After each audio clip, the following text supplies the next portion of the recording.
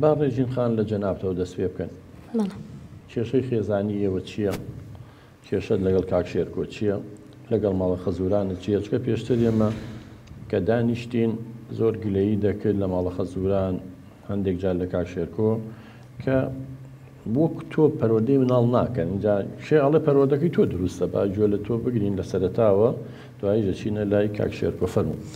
دەستخۆشی بەرنامەکە یەکەم کاکتۆر. بەڵێ کاکتۆر، کێشەی سەرەکی ئێمە تەداخلی ماڵە خەزورانمە. بۆ نمونە من ڕێگە بە مناڵەکانم نادەم تاشە و درەنگ نەخەون، بەڵام پیاوەکەم و خەسووم ئەڵە لیان گەڕێ با بە کەیفی خۆیان بخەون. یعنی تۆ لەسەر ئێستا یەکێک لە کێشەکانتان لەسەر خەوتنی مناڵەکانە. بەڵێ. تۆ توێ سەعات چەند بخەوێت؟ وڵی تێ سەعات 9 بخەوێت، 10 بخەوێت تۆزێ باشە، بەستان ناکە تا 1 و 2 شەو. گوێی نایەن، یعنی نۆ پێوە ناکەن. بەڵێ. کاکشێرکۆ. کاک دکتۆر گیان، ئەم لەگەڵ مناڵەکانە زۆر تونگە بەڕاستی، یعنی ئەوێ مناڵەکان وەکو ڕۆبۆت بوون، یعنی ئەوێ وەکو سەعات بن، پیان ئەڵێ لێوا دانیشتن بێ دانیشتن، هەڵمەسن، ئەمە مەکەن ئەوە مەکەن، دەرنەبن بۆ سەلاج، یعنی لە خۆی تووڕابێ. جاری وایە ئەمیش ئەمە نەتووڕابێ لێیان، ئیتر کە عەسەبیە بێ هاوارەکە بە سەریانە، ئەویش بە قسەی ناکەن، بە قسەی دایکیان ناکەن، ئیتر ئەم تووڕابێ عەسەبیە بێ، ئیتر ئەوانیش بڵم چی هاوار ئەدێنەوە، ئەمیش ئیتر لە ئاخر جاکە عەسەبیە بێ لێیانەیە. بەڵێ. وەڵاوانیە من کاتێک تۆڕۆ عەسەبیە بم کە ئەمان عەکسی من بجوڵێنەوانێ. کاک دکتۆر بە من ئەڵێ توندە، ئەگەر ڕێنمایی و ئامۆژگاری مناڵەکان بکەم ئەمە توندیە؟ نا، بەنیسبەت توندی شتێکە و ڕێنمایی شتێکی ترە، بەڵام ئێستا لەوانەیە من لەگەڵ جەنابتا هاوڕابم کە پێویستە مناڵ کاتێکی دیاریکرا بخەوێ، یعنی بگە زۆر بگاتە 10 شەو، معقول نیە 11-12 شەو مناڵ بخەوێ، بەیانی باخچەی ساوایانی قوتابخانەی خوێندنگایە. بەڵام مەسەڵەن دەست بۆ سەرلانجا بە هەر شتێکەکە ئەبێ وەکو ڕۆبۆت بنێنی، ئەمە بێتەوەی کەسێتی مناڵەکە نەمێنێت، ینی ناکرێت بەم شێوەیە شت جیایە تۆ فێریکەی لە کاتێکی دیاریکراوە. من پێڵەن ڕۆتینی ڕۆژانە، ئەبێ هەموو مناڵێک کاکشێرکۆ ڕۆتینی ڕۆژانە فێر بێت.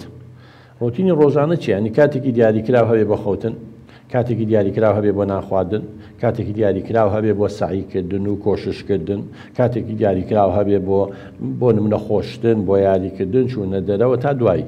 بەڵام ئەوەی ئەو باسێکە ینی تۆ هەموو شتێکەتەوێ مناڵەکان ببەستیتەوە، ئەمە باش نییە. کەسێتی مناڵەکانە شکێنێ، ئەگەر وا ئەڵێ کاکشێرکۆ نازانم شێوازی پەرۆدەکەی تۆ چۆنە. بەڵێ بۆ نمونە ئەگەر ئەو مناڵانە ئەو ماڵە تێک بدەن و کاولی بکەن، ئەم هیچیان پێ ناڵێ. هیچیان پێ ناڵێ، هەتانیوە شەو خەریکی ئایپاد و یاریکردن و مۆبایل بن، ئەم هیچ ئامۆژگاریەکیان ناکە، ئەڵێ لیان گەڕێ با خۆیان چی بە باشە زانن ئەوە بکەن کە گەورە بوون چاکە بن. دکتۆر با من شتێ پێ بڵێم، من خۆم حالی بە مناڵی لە زۆر شت مەحروم بووم، بێبەش بووم بەڕاستی. من هیچ نامێ مناڵەکانم وەکو خۆم بێبەش بن، یعنی گوناحن مناڵ تاوانی چی؟ وەڵای حەزەکەم ئەوەی لە تواناما هەبی و لەخوا بە زیابێ وەزەیشم باشە، یعنی حەزەکەم داوای چی بکەن بۆیان بکەم، حەز ناکەم دڵیان بشکێنم یان هەست بە کەم تەرخەمیە بە نەقسێ بکەن، ئەوەیە مۆزوعەکە.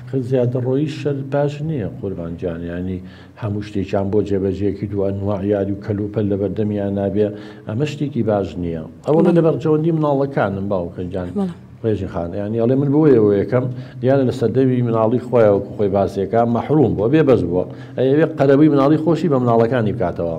بەڵە کاکتۆریان دەیان یاری و شتی تریشان هەیە، ئەمان هەر یاری پێ ناکەن و بەکاری نایەنن. چەندێک پێ ئەڵێم شتیان زۆرە پێویست ناکە شتیان بۆ بکڕی، بەڵام ئەمان هەر بە قسەم ناکەن، ئەم لە لایەک شتیان بۆ کڕێ و خەسوو خەزورم لە لایەکی تر شتیان بۆ کڕن، یعنی کە وای لێ هاتووە هەستەکە مناڵەکانم لە دەست ئەدەم، ڕقیان لە من بێ ئەوانیان خۆش بێ. جازانی باوکە جان خۆی فعلەن دوو تەربیەتیەوەی یەکێکە لە کێشەکان، یعنی ئێستا لەم لایەنەوە تۆ لەسەر حەقی، لەبەرەوەی مناڵ نابێ هەموو جۆرە یاریشی بۆ بکڕێ، یاخود چۆن نازدار بە خێوەکەی لە کەلوپەلیشە نقمیکەی لە یاریە، چکە هەر تا زۆر بێشتەکە قیمەتی نامێنێ کاکشێرکۆ لای، یعنی وەڵێ ئێستا زۆر یاریان هەیە، زۆر شتیان یاری پێ ناکەن، ئەوەنگە زۆر بووە. ڕاستەکەی بەس ئەم کێشەیەکی ئەڵێ تۆ مناڵەکان